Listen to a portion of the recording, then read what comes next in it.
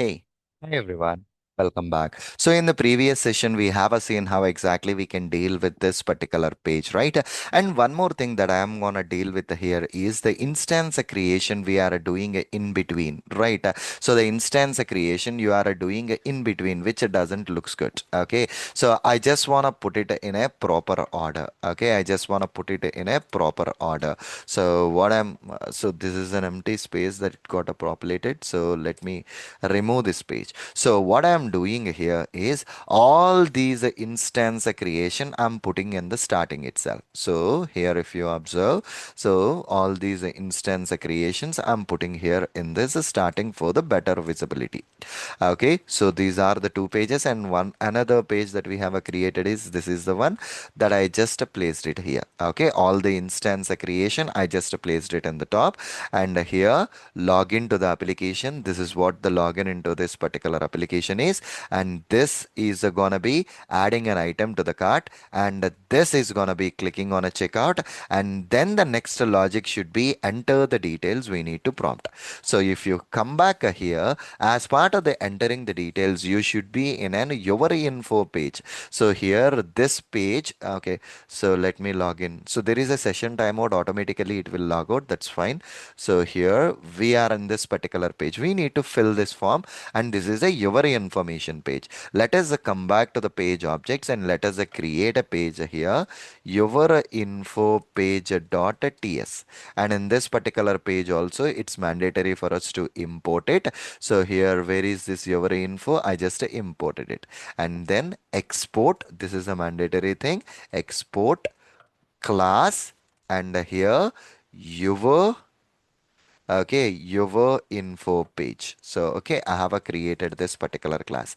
As and when I created my class, my copilot is suggesting me to go with an the read only of the page, the first name field, the last name field, and the zip code, and a continue button, all the locators, and of course the constructor with all those fields. My copilot has prompted me these suggestions, and now we need to add a method. So async, and even it is suggesting me for that method, I just pressed a tab operation, and here I just pressed a tab operation here so that my code got populated. One second, somehow I just messed it up. Yep. So I just accepted this piece of a code as well. So here this is a parameterized method basically, where in which you are calling, you just need to pass these parameters. These are the things that we have right now. Perfectly all right. Let's come back. So this is the simple thing. So I have created this class. Inside the class, I created the locators and I created the methods using those locators. Now come back here. First of all, import that particular one here. Import your info page. My copilot is prompting me. I just accepted that. And here it is asking to add one more line, constant your info page. I'm just accepting that. Now scroll down a bit here. As part of the enter credentials in the your information page, I'm just adding my details here. I'm just adding my details. Perfectly all right. So this is gonna add these many details here. Perfect. So let me try to run this program. And here, this is log out from the application, right?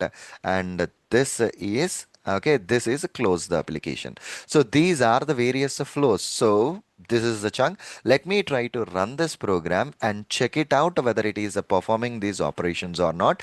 See, the browser got launched. As we have added a wait, right? Slowly it's performing these operations one after another. It's just added to the cart. Now you are in this particular screen. It filled the form and it clicked on the continue and it performed the login operation in that particular screen. See, immediately a question that comes in our mind, Surendra, I added a logout on a home screen, but how come this is working in each and every page? This is the test application that we were dealing with. In all the pages, you have this logout, whether from the home screen you can log out, whether from the your cart page you can log out, or your information page, any other pages you can perform a logout operation. So that's the reason the script is being working. Okay, perfectly all right. Let me update this document with this your information page as well. Even this got executed successfully. Now, as part of the next session, let us see how exactly we can use this overview page and as well as an order confirmation page, guys. Okay, perfectly all right. See you again in the next lecture. Thank you.